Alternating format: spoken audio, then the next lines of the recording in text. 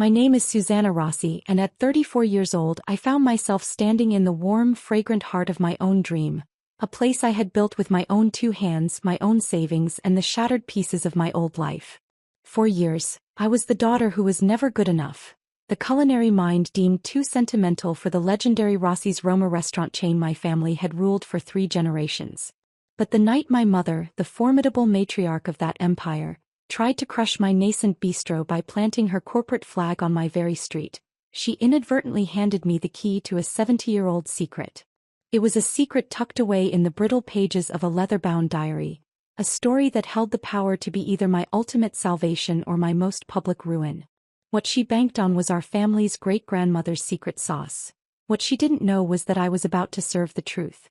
Before I tell you how my great-grandmother's long-lost journal became the sweetest, most devastating revenge imaginable, I'd love it if you let me know where you're watching from in the comments below. And if you have ever, even once, felt underestimated by the very people who should have been your biggest champions, go ahead and hit that like button and subscribe because I think you'll understand exactly where this story is going. The air inside my bistro, the hearth, was thick with the scent of simmering tomatoes, roasting garlic, and fresh basil. Aromas that felt more like my memories than just ingredients. It was the smell of my real childhood, of standing on a stool in my grandmother's kitchen, a world away from the sterile stainless steel test kitchens of Rossi's Roma.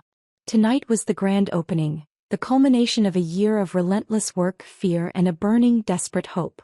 Every table was filled. The low murmur of conversation was a symphony to my ears, punctuated by the clinking of wine glasses and the scrape of forks against ceramic. I stood near the pass, my chef's whites feeling less like a uniform and more like armor. My heart hammered against my ribs, a frantic drumbeat against the steady hum of the dining room. Through the large front window, past the elegant hand-painted gold leaf that spelled out, "The Hearth," I could see it. Across the street, a monument to my mother's spite stood dark and skeletal. A massive banner, garish and bold, stretched across the scaffolding of the half-finished building, the future home of Rossi's Roma. The tradition continues.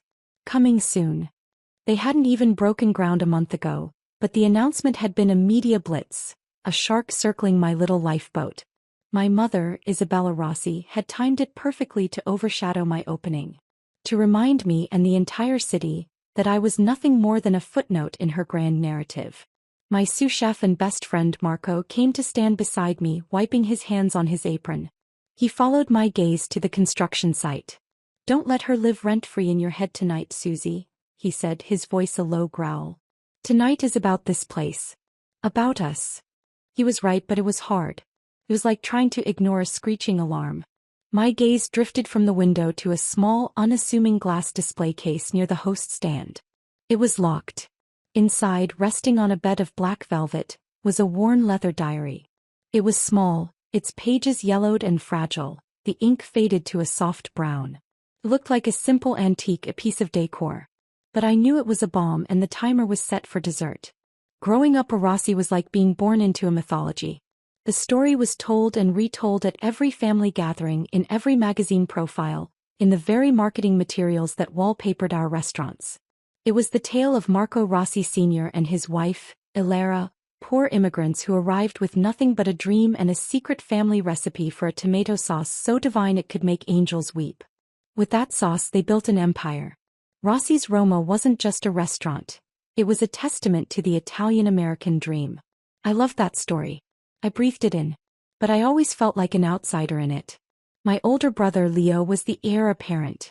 He was charming, pragmatic, and had our mother's sharp business acumen. He understood spreadsheets and supply chains. I, on the other hand, understood food. I didn't care about profit margins on frozen lasagna. I cared about the texture of fresh pasta, the delicate balance of herbs, the way a perfectly braised piece of meat could make someone close their eyes in bliss. My passion came from my grandmother, Isabella's mother, a woman named Sophia. She was the one who pulled a stool up to the stove for me, who let me get my hands messy with flour and dough. Her kitchen was a place of love and creation, while my mother's world, the corporate headquarters of Rossi's Roma, was a place of strategy and conquest. Isabella saw my love for the craft not as an asset but as a quaint hobby. "A chef's heart is in the kitchen," she told me once, her tone implying it was a cage. "A CEO's heart is in the boardroom." You need to decide where you want to live. But for me, the two were never separate. The business was the food and the food was the business. This was a concept my mother could never or would never grasp. The dismissal started early and became a pattern, a series of 1,000 tiny cuts that bled my confidence dry. When I was 16, I spent a whole summer perfecting a new dish, a wild mushroom and truffle risotto. It was rich, earthy, and complex. I made it for my family, my hands trembling as I presented it. My father, a man long since faded into the background of my mother's ambition, loved it. Leo ate 2 helpings. My mother, Isabella, took a single, deliberate bite. She chewed slowly, her expression unreadable. "It's rich," she said, setting her fork down. "A bit overwhelming for the average palate. Not scalable." My heart sank. A month later, a new special appeared on the Rossi's Roma menu, Tuscan mushroom rice. It was a pale imitation, made with cheaper mushrooms, a drizzle of synthetic truffle oil, and par-cooked rice to speed up cooking time. It was credited to the Rossi Development Kitchen. My risotto had been sanitized, commercialized, and stolen.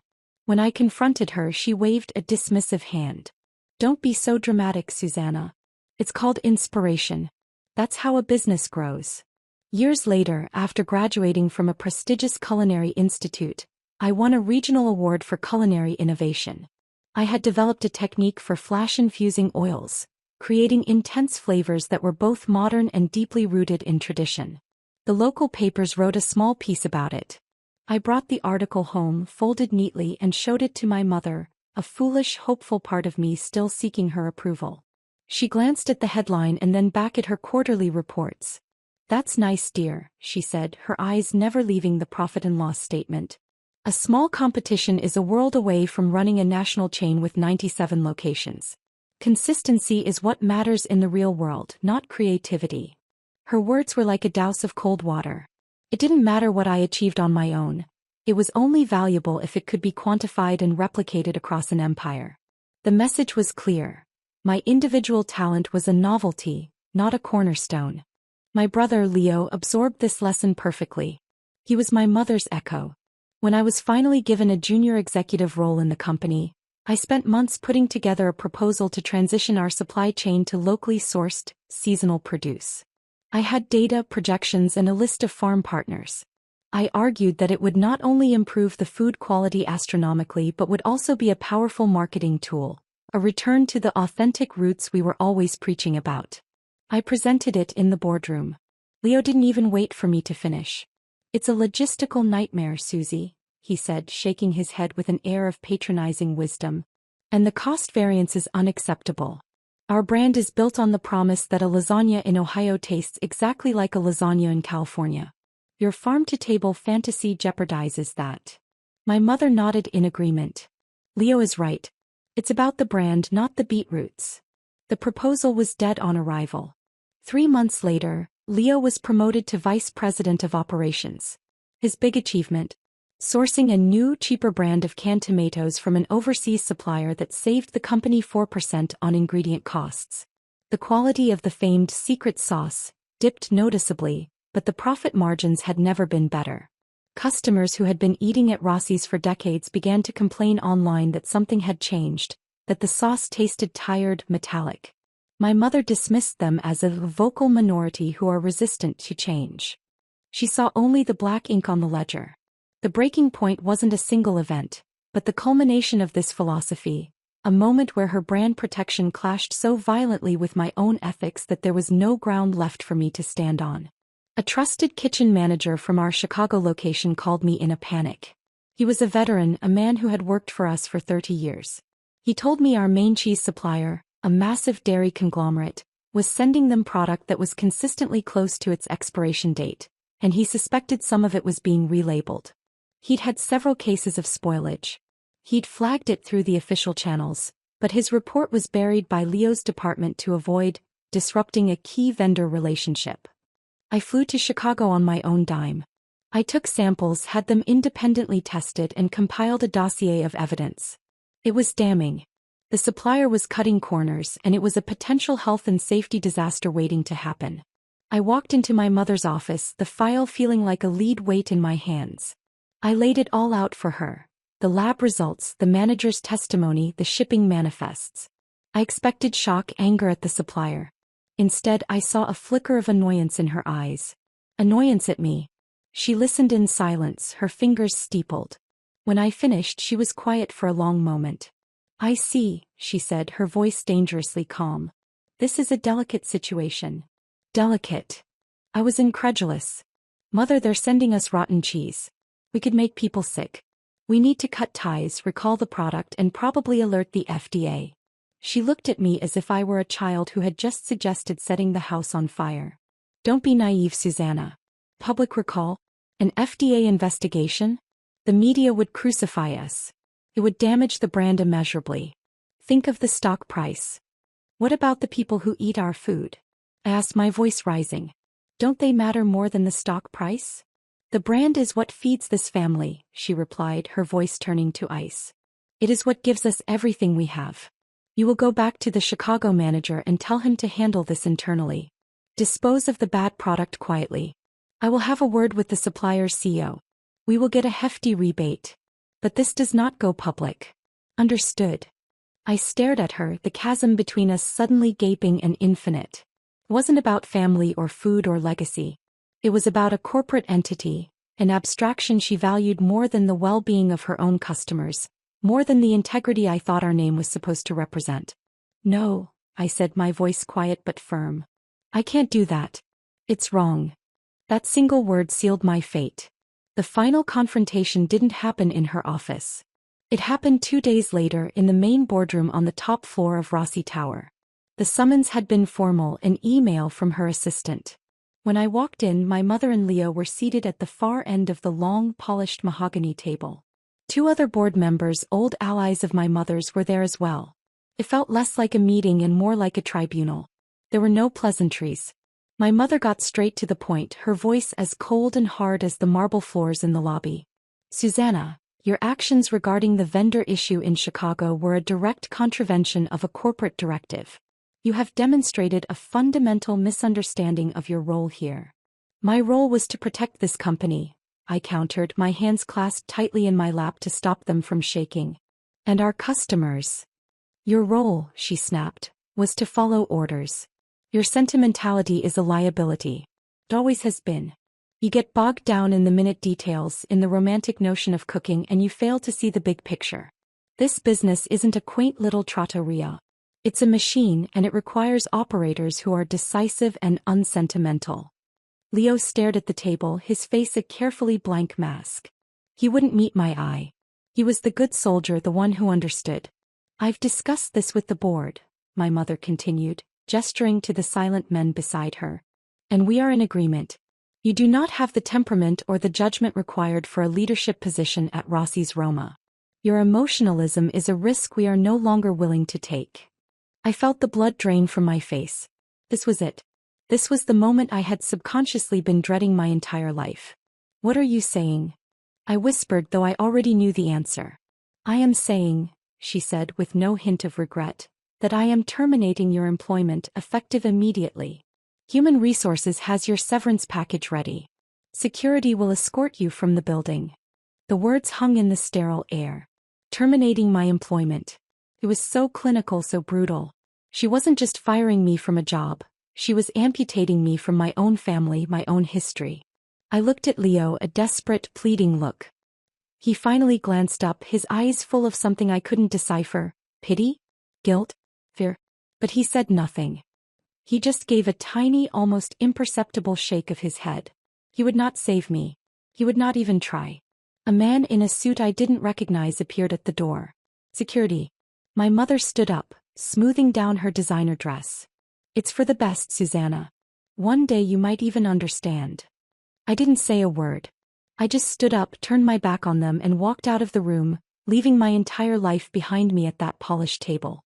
The days that followed were a blur of gray. I barely left my apartment. The silence was deafening, broken only by the hum of the refrigerator. My mother's words echoed in my head. Liability, sentimental, not good enough. I had spent my whole life trying to fit into a box that was never designed for me, and now that I had been cast out, I felt utterly shapeless. My partner, Alex, was my anchor in that storm. He didn't offer platitudes or false cheer. He just sat with me in the silence, made sure I ate, and listened when I finally started to talk, the words tumbling out in a torrent of hurt and anger. He was a restorer of antique books, a man who understood the value of things that were old and fragile and authentic. He saw the value in me that my own family never had. One evening, as I was staring blankly at the wall, he sat down beside me on the sofa. "They took your job, Susie," he said softly. "Don't let them take your passion too." "What passion?" I said, my voice hollow. "They were right. I'm a failure. I couldn't even succeed in the one thing I was born to do." Alex took my hand. "Were you born to manage supply chains for mediocre frozen pasta? Were you born to argue about the cost of cheese? Or were you born to cook?" His question hung in the air. He was right. The corporate machinations, the boardroom battles. That was their world. It had never been mine. "Think about it," he pressed gently. "If you could cook anything with no board to please, no brand to protect, no Isabella Rossi judging every grain of salt, what would you make? What do you want to cook?" The question was so simple yet so profound. For the first time in years, I thought about food not as a product but as an expression. I thought about my grandmother Sophia's kitchen. I thought about handmade gnocchi light as pillows. I thought about slow-braised lamb shanks that fell off the bone. I thought about simple, perfect ingredients treated with respect. A tiny flame flickered to life in the cold, empty space in my chest. "I'd open a small place," I heard myself say, the idea taking shape as I spoke. "Somewhere warm. With a fireplace. A place that feels like coming home. They call it the hearth." The name felt right. It felt solid. Alex smiled, the first real smile I'd seen in days. "Then that's what you do." The decision was terrifying. I had my severance package, a generous sum meant to buy my silence, and my own savings. It was everything I had. To sink it all into a restaurant in a city saturated with them, was a monumental gamble. But the alternative, to let my mother's verdict be the final word on my life, was unthinkable. I would build my own table and I would finally serve the food I was always meant to cook. Creating the hearth was the hardest and most joyful thing I had ever done. I found a derelict space on a quiet, tree-lined street. It had once been a neighborhood bakery, and it had good bones.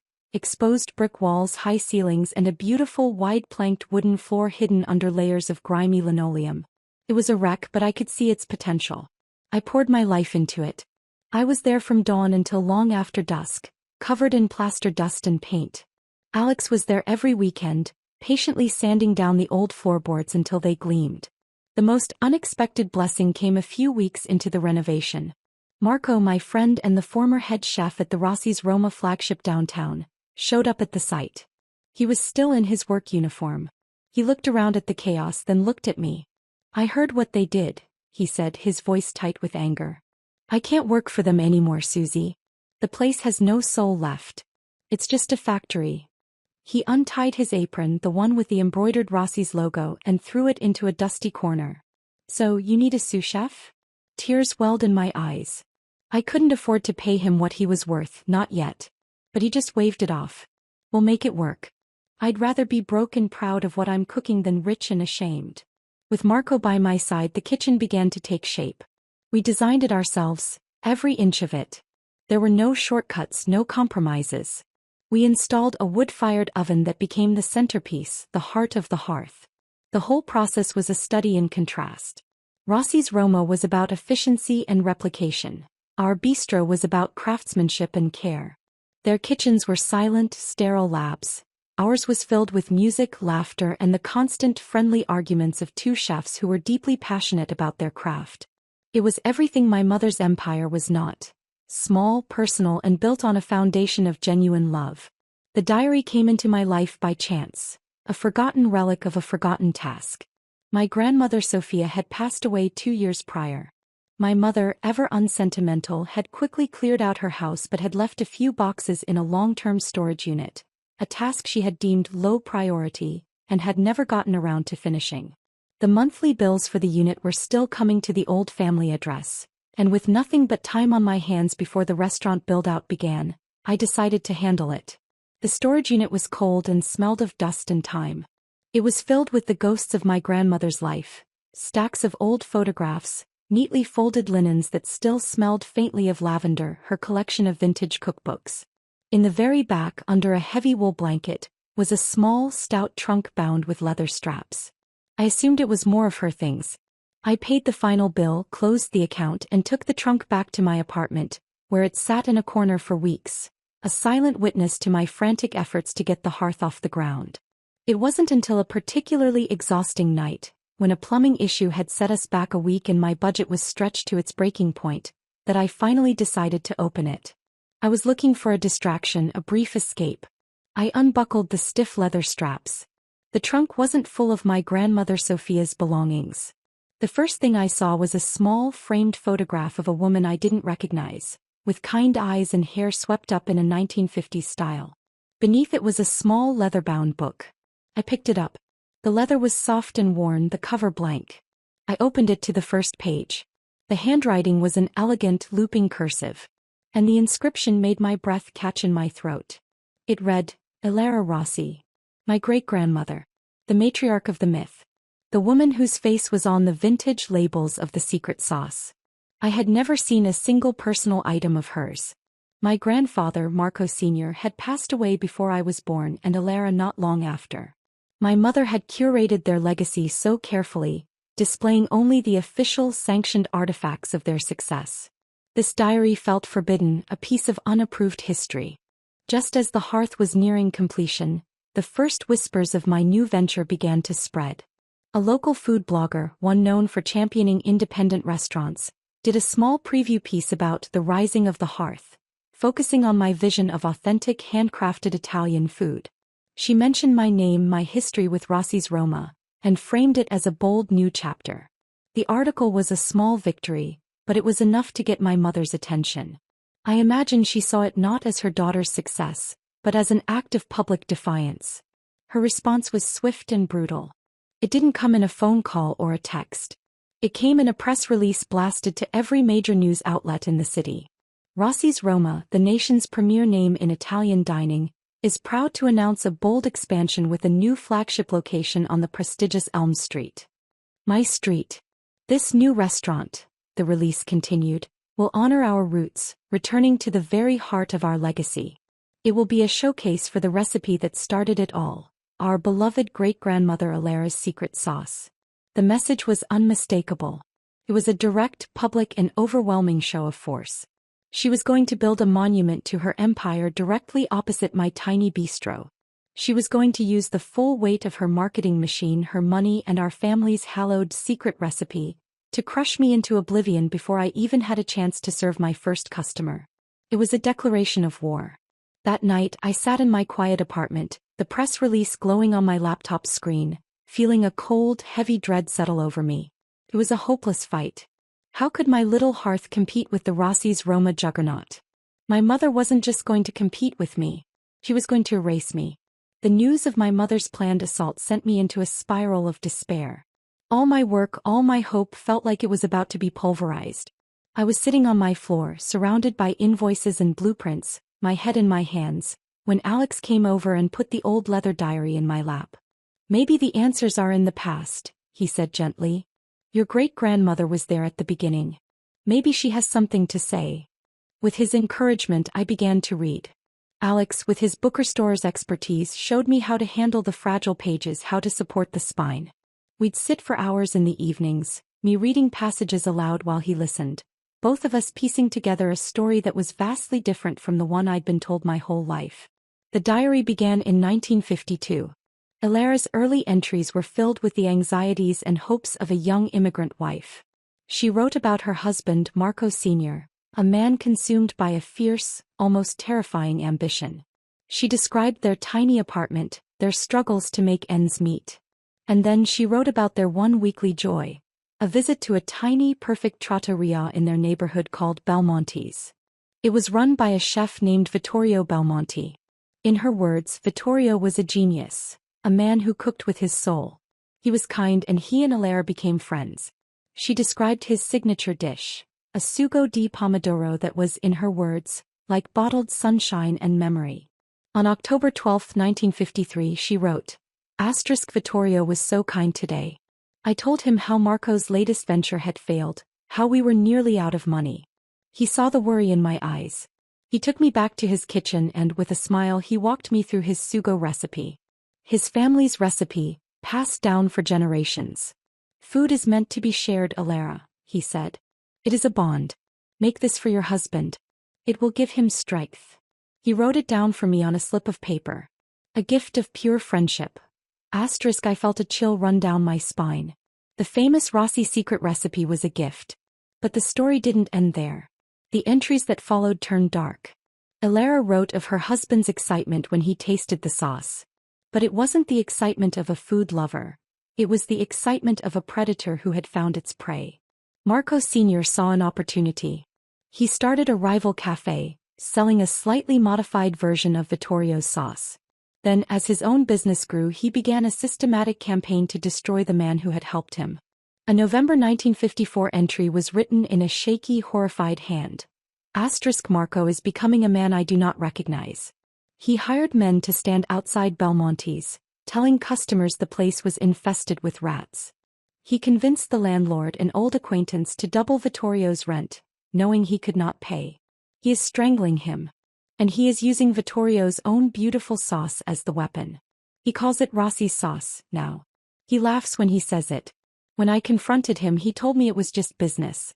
He told me kindness was a weakness the world punishes. The final devastating entry about Vittorio came in the spring of 1955. Vittorio is gone. His restaurant is shuttered. Marco bought the lease for pennies on the dollar. He is expanding our cafe into that very space. He won. Vittorio came to say goodbye. His eyes were hollow. He is moving his family away broken. I tried to apologize, to tell him I never wanted this. He just looked at me with such pity. It was never your fault, Alara, he said. You have a good heart.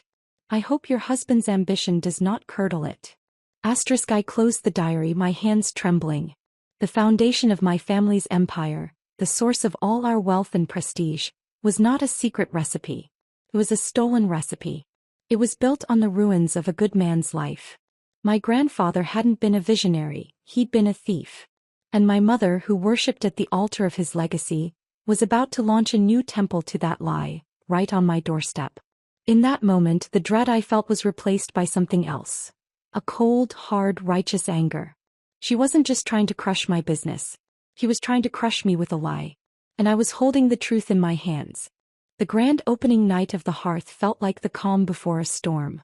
The room was alive, every seat taken by a mix of food critics I'd nervously invited, local influencers who had been following my build-out on social media, and neighborhood residents who were curious about the new place on their corner.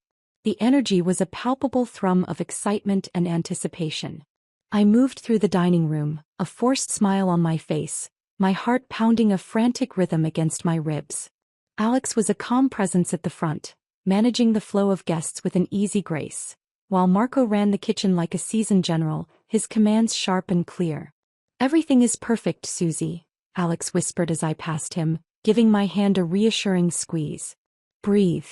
I tried, but my gaze kept straying to the locked glass case by the door, and then out the window to the dark, skeletal frame of my mother's future weapon across the street. And then, as if summoned by my anxiety, they appeared. The front door opened and Isabella and Leo Rossi walked in. They hadn't RSVP'd. They didn't need to. They moved with an aura of ownership, as if they were inspecting a new acquisition. My mother was dressed in a sharp, impeccably tailored black dress, her silver hair styled in a severe bob. Leo trailed in her wake, looking uncomfortable but compliant. A hush fell over the tables nearest the door as people recognized them. They were royalty slumming it, and their presence sucked the warm air right out of the room. Isabella's eyes swept over the decor, the crowded tables, the busy staff, a faint, condescending smirk playing on her lips. She glided towards me, her expensive perfume preceding her like a warning. "Susanna, dear," she began, her voice loud enough for several surrounding tables to hear clearly. "What a determined little project you have here. I must say I'm surprised. You've managed to make it look almost professional." Each word was a carefully polished stone, thrown with perfect aim. "Let's hope your food is better than your business sense," she continued, her gaze flicking dismissively towards the Rossi's Roma sign across the street. "You'll certainly need it to survive the competition." The threat was naked, brutal. She wanted me and everyone else to know that this was just a game to her. A game she had every intention of winning. Leo just stood behind her, shifting his weight from foot to foot, his eyes darting around the room, avoiding mine. He looked like a man who knew he was on the wrong side of a fight but lacked the courage to cross the line. I took a deep breath, the smell of my own cooking grounding me. "Thank you for coming, Mother," I said, my voice even and calm, a feat of willpower I didn't know I possessed. "Why don't you have a seat? I think you'll find the food educational." The main courses began to leave the kitchen. My hands were shaking as I plated the signature dish of the night, tagliatelle al sugo di Vittorio. It was made with my own hand-cut pasta and the sauce from Ilara's diary, the real sauce. It was richer, deeper and more complex than the commercialized version Rossi's Roma had been serving for decades. It had layers of flavor, a soul that the mass-produced version had lost long ago. I watched as the plates were delivered to the tables. I saw the expressions of surprise, the murmurs of appreciation. Then a man I recognized as Julian Croft, the most influential and notoriously harsh food critic in the city, beckoned me over to his table. My blood ran cold. This was the moment of truth. "Miss Rossi," he said, putting down his fork. His face was unreadable. "Come here a moment." I walked over, my legs feeling like lead. "Yes, Mr. Croft?" "This sauce," he said, gesturing to his plate. "I've been eating at your family's restaurant since I was a boy. I know that sauce better than I know my own face. But this is different. It's like hearing a familiar song played in its original key for the first time. It's what the Rossi sauce is supposed to be but hasn't been for 20 years. What did you do to it?" My mother, seated a few tables away, was watching us, a smug look on her face. She thought he was criticizing me. I looked directly at Julian Croft, a small, genuine smile finally reaching my lips. "I didn't do anything to it, Mr. Croft," I said, my voice clear and steady. "I just followed the original recipe." Before he could ask another question, I walked to the small, discreetly placed lectern at the front of the room. I tapped the microphone. The low hum of conversation slowly died down. Every eye in the room turned to me, including my mother's, her expression now one of wary curiosity. "Good evening, everyone," I began, my voice amplified in the sudden silence. "Thank you all so much for being here tonight to celebrate the opening of the Hearth. This place is a dream come true for me. A dream about authenticity, about passion, and about the truth behind the food we eat." I paused, letting my eyes sweep the room, landing for a brief moment on my mother and Leo. My mother was kind enough to point out that a real Rossi's will be opening across the street. And she's right. They will be serving a very famous sauce, a sauce built on a story of family and tradition. My gaze drifted to the glass display case. But stories can be complicated things. Sometimes the stories we're told are designed to hide a different story, a truer one. Tonight I wanted to honor the real legacy of our family, the one that got left out of the press releases. I walked over to the case and produced a small key from my pocket. With a click I unlocked it. The room was utterly silent. All anyone could hear was the faint hum of the kitchen and the sound of my own breathing. I reached into the case. Alex, who had been standing by, stepped forward. He put on a pair of white cotton gloves and, with the delicate precision of a surgeon, he lifted the worn leather diary. He carried it to a document camera set up on the lectern, a piece of technology Alex had insisted we install. An image of the diary's cover flashed onto the large projector screen we had pulled down on the far wall. I returned to the microphone. "This," I said, my voice resonating with a strange calm, "is the personal diary of my great-grandmother Ilara Rossi. It has been in my family for over 70 years, hidden away. It tells the story of the beginning of Rossi's Roma, but it's not the story you know." Alex carefully opened the book to a page I had marked, the page from October 1953. The camera zoomed in and Ilara's elegant, faded cursive filled the screen, large enough for everyone to read. A collective gasp rippled through the room. "My great-grandmother writes here about a man named Vittorio Belmonte," I explained, my voice a steady guide in the shocked silence. "A brilliant, kind chef who owned a small trattoria. My great-grandparents were poor and he was their friend. And in an act of pure kindness he shared his family's secret sauce recipe with them." I let that sink in. My mother's face had gone from smug to confused to pale. "But the story doesn't end with friendship," I continued, my voice hardening slightly. I nodded to Alex, who turned the page. The screen now showed the entry from November 1954, the one written in a shaky hand. Here my great-grandmother describes her horror as her husband, my grandfather Marco Rossi Sr., used that gift of a recipe to build a rival business. She details how he systematically and ruthlessly drove Vittorio out of business, using lies, intimidation, and financial pressure. The silence in the room was now heavy, accusatory. People were turning to look at my mother, their expressions a mixture of shock and dawning disgust. Isabella was frozen, her face a mask of incandescent fury. Leo looked like he was going to be physically ill. He was staring at the screen, his mouth slightly agape as if seeing the words, the proof, for the first time. The sauce that built an empire, I said, my voice ringing with the clarity of a bell. The great-grandmother's secret sauce, that is the cornerstone of the Rossi's Roma brand, was a gift of friendship. A gift that was twisted into a weapon of betrayal. It was never my great-grandmother's secret. It was Chef Vittorio Belmonte's legacy. And my grandfather stole it. I looked directly at my mother. The mask of her composure finally cracked. "This is a fabrication," she shrieked, jumping to her feet. Her voice was shrill, ugly. A desperate, pathetic lie from a failed daughter trying to ruin her own family. But her words rang hollow. The proof was on the screen. The proof was on their plates, in the superior taste of the true recipe. The narrative had been broken and she had no power here. "The only thing I am ruining tonight, Mother, is a lie," I said calmly. "And I'm not just revealing the truth. I'm trying to honor it." I took a final breath. "That is why, effective immediately, 10% of all profits from the hearth will go to a new foundation I am establishing, the Vittorio Belmonte Culinary Grant, to help a deserving young chef start their own restaurant every year. His name and his legacy will no longer be a footnote. They will be a foundation." A smattering of applause started at the critics' table, then spread through the room, growing from a tentative clap into a wave of thunderous, supportive ovation. My mother stood there, exposed and utterly defeated, in a room full of staring, judging eyes. She looked at me with a hatred so pure it was terrifying, then turned on her heel and stormed out, Leo scrambling behind her like a kicked dog. The door slammed shut behind them, leaving behind a profound, ringing silence before the applause swelled once more. I had not just opened a restaurant. I had rewritten history. In the immediate aftermath of my mother and Leo's chaotic departure, the atmosphere in the hearth transformed. The shock gave way to an excited, almost feverish buzz. Julian Croft, the critic, was the first to approach me, his notebook in hand, his eyes gleaming with the thrill of a career-defining story.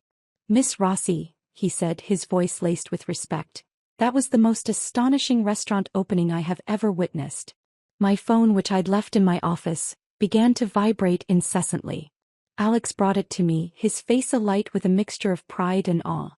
The screen was a cascade of notifications from social media. Bloggers and guests were posting in real time. #RossiScandal and #TheHearthTruth were already trending. People I didn't even know were championing me, celebrating my courage. I felt strangely disconnected from the uproar, as if I were watching it happen to someone else. There was no giddy rush of triumph, no satisfying surge of vengeful glee. Instead, a profound sense of quiet settled over me. The massive, invisible weight I had carried on my shoulders my entire life. The weight of not being good enough, of constantly striving for an approval that was always withheld, was simply gone. Later that night, after the last guest had departed, leaving behind their heartfelt congratulations, the three of us stood alone in the kitchen.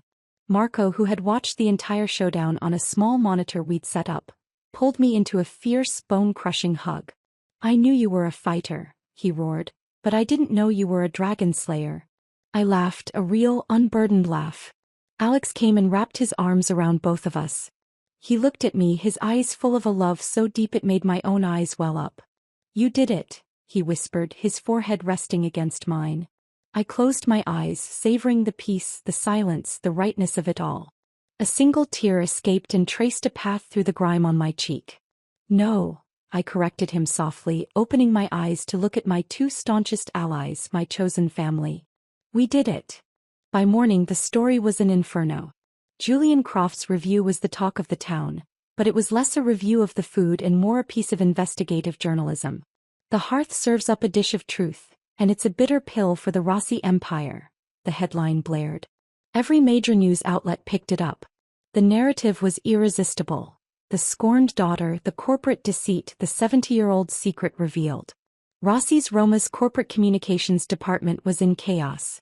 Their stock, which was publicly traded, took an immediate and steep dive. The construction on the new location across the street from me came to a screeching halt, the banner now looking less like a promise and more like a monument to hubris. That afternoon, I received an email with the subject line, "The Belmonte family." It was from a lawyer. My heart pounded as I opened it. He represented the grandchildren of Vittorio Belmonte. They had seen the news. They had grown up with whispers and a sense of inherited sadness, a story of a great injustice, but they had never had any proof. They wanted to talk. That evening, I sat in my office and took a video call with two women and a man in their late 60s. They had their grandfather Vittorio's kind eyes. They wept as they thanked me. "You have given us our name back," the eldest sister said, her voice thick with emotion. "Our grandfather died a heartbroken man. He never recovered from the betrayal. You have given him justice. You have given our family peace." We spoke for over an hour. They shared stories of Vittorio, of his passion and his generosity. It wasn't about money, they made that clear. It was about the truth. It was about restoring a good man's name. As I hung up, I realized the impact of that night went far beyond my own vindication. I had unearthed a history, and in doing so, I had helped heal a wound that had festered for generations. A few days later, a haggard-looking Leo appeared at my apartment door unannounced. He looked like he hadn't slept in days. His expensive suit was rumpled, his hair was a mess, and his eyes were red-rimmed. He didn't look like the golden child anymore, he looked like a ghost. "Can I come in?" he asked, his voice raspy. I hesitated for a moment, then stepped aside. He sank onto my sofa, burying his face in his hands. "I didn't know, Susie," he mumbled into his palms. "I swear to you I had no idea about any of it. The diary, Vittorio, all of it." He looked up at me, his eyes pleading. "I just followed her lead. Always have. I knew what she was doing to you was wrong that day in the boardroom and with the new restaurant. I knew it was cruel. I was a coward. It was easier to go along, to keep the peace, to stay in her good graces." He let out a long, shaky breath. "She's a force of nature, Susie. When she decides something, you either get on board or you get run over. I spent my whole life making sure I was on board." I listened in silence, not offering absolution. His confession was raw and painful, but it was also years too late. "Knowing about the diary wouldn't have changed what you did, Leo," I said quietly, my voice devoid of anger. "Or what you didn't do.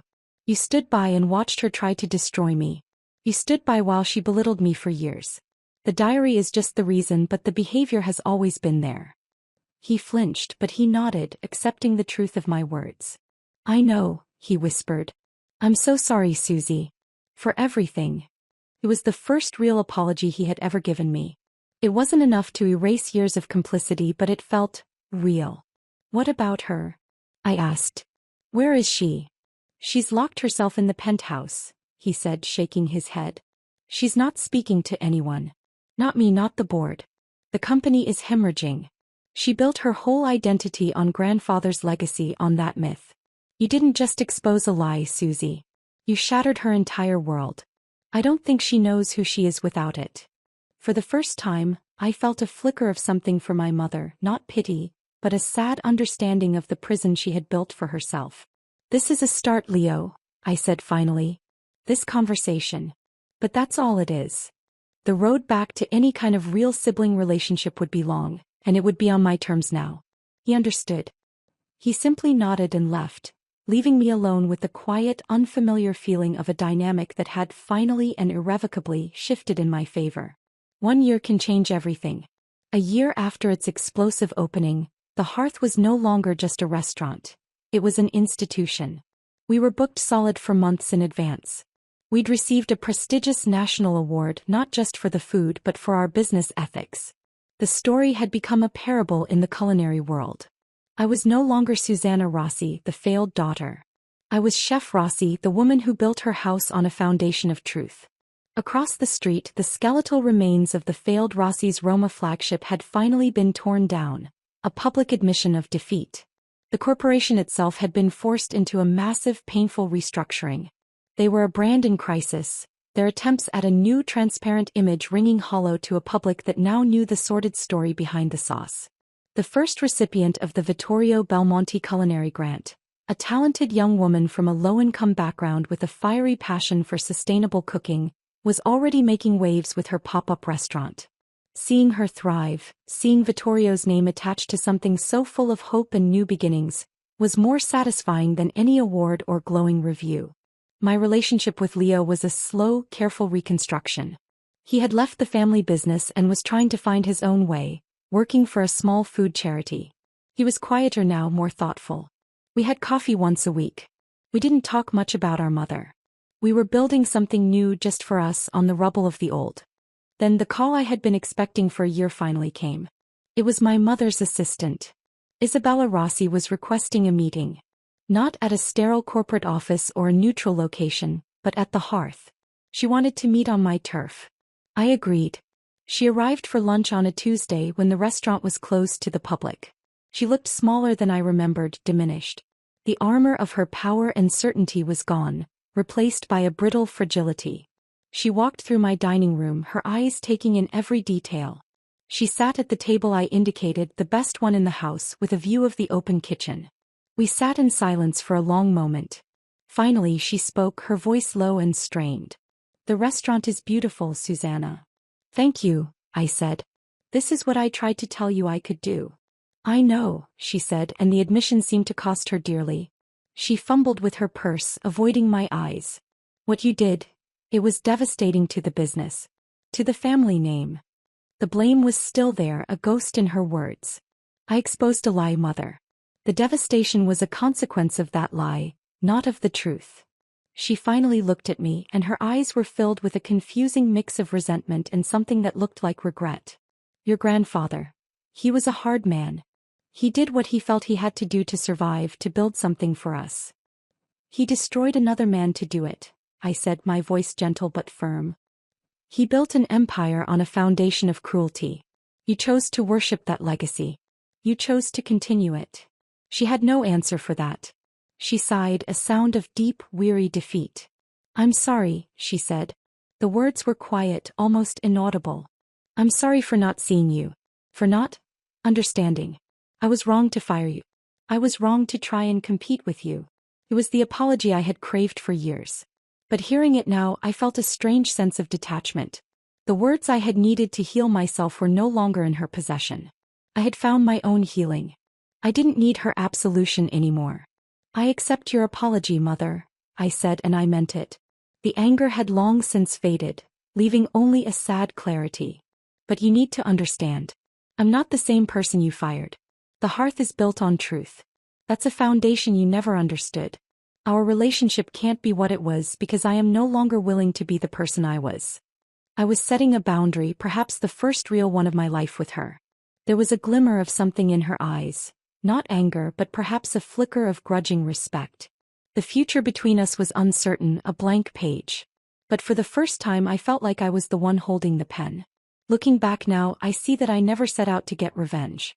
I just wanted to survive. I wanted to build one small, honest thing in a world that had felt so full of deceit. My great-grandmother's diary was a catalyst, a key that unlocked a hidden history. But in exposing my family's foundational lie, I was forced to find my own foundation. I learned that legacy isn't something you inherit passively like a piece of furniture. It's something you build every day with every choice you make. My grandfather chose ambition over kindness. My mother chose the brand over integrity. I chose the truth. In the end, the most powerful secret ingredient wasn't in a sauce recipe. It was in a story. It was the truth, and it turned out to be more potent and enduring than any empire my family could build or any lie they could tell. What I've learned through all this is that your worth is never, ever determined by the people who refuse to see it. It's not something that can be given to you or taken away. It's something that's forged in the fires you're forced to walk through. It's built in the quiet moments when you choose to stand up for yourself, even when your voice is shaking. It's a quiet, sturdy thing that you build inside yourself brick by brick. Have you ever had to redefine your own legacy or stand up to a story that your family told about you? I would be honored if you shared your own story in the comments below. I try to read as many as I can. If my journey resonated with you, please don't forget to like this video and subscribe for more stories about finding your own strength in the most unexpected places. Thank you so much for joining me and for listening to my story. I hope it serves as a reminder for you. Sometimes, being underestimated is the greatest secret advantage you can possibly have.